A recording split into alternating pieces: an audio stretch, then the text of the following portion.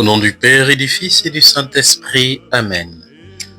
La grâce de Jésus-Christ, notre Seigneur, l'amour de Dieu le Père et la communion de l'Esprit Saint soient toujours avec vous. Frères et sœurs, nous célébrons le 13e dimanche du temps ordinaire de l'année C et nous vous souhaitons la bienvenue dans notre paroisse, Notre-Dame des Apôtres, pour notre méditation dominicale. Au dire des gens, qui suis-je ? Frères et sœurs, Jésus demande à ses disciples ce que le monde pense de lui. Les réponses qui suivent nous montrent qu'il n'est pas facile de répondre à cette question. Pour certains, Jésus est Jean le Baptiste, Élie ou un prophète d'autrefois. Ces réponses des gens ne sont pas tout à fait fausses, mais elles ne suffisent pas. Alors Jésus invite ses disciples à un engagement et à une réponse personnelle. Il se tourne vers eux et leur dit : « Et vous, que dites-vous ? Pour vous, qui suis-je ? » Pierre lui répond : « Tu es le Christ, le Fils du Dieu vivant. »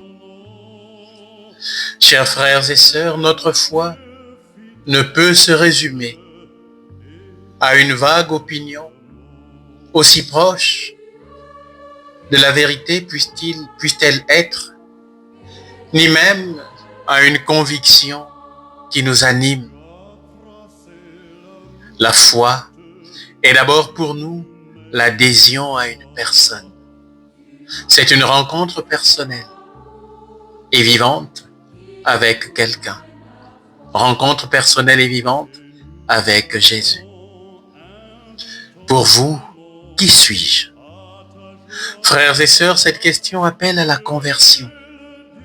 Car répondre à la question de Jésus ce matin, ce n'est pas seulement prononcer un énoncé de foi, des paroles qu'on nous a enseignées.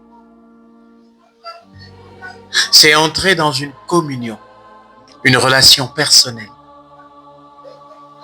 Sans cet amour et cette communion, nous sommes comme beaucoup de gens aujourd'hui qui savent sur Jésus des choses justes, mais qui n'ont pas de relation personnelle avec lui.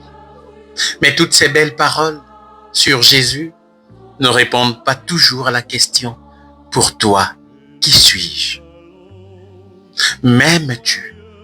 Es-tu prêt à me donner ta vie à chaque instant, à faire de ma présence le centre de ta vie ? Frères et sœurs, oserons-nous ce matin nous engager dans cette relation d'amour avec notre Seigneur Jésus-Christ ? Le Seigneur nous dit : si quelqu'un m'aime, qu'il me suive, et là où je suis, là aussi sera mon serviteur. Poussé par l'amour et la parole de Dieu, nous pouvons alors marcher à la suite du Seigneur, mettre nos pas dans ses pas, obéir lorsqu'il nous demande de jeter le filet, même quand la pêche quotidienne de notre vie est infructueuse. Avec lui, nous pouvons apprendre à aimer, à pardonner et à crier vers Dieu, notre Père. Tu es le Messie, le Fils du Dieu vivant. Cette réponse de Pierre, frères et sœurs, nous dit qu'il nous faut suivre Jésus et l'aimer en acte et en vérité. Frères et sœurs, quand nous entrons dans cette connaissance intime et personnelle de Jésus, alors il nous associe à sa mission.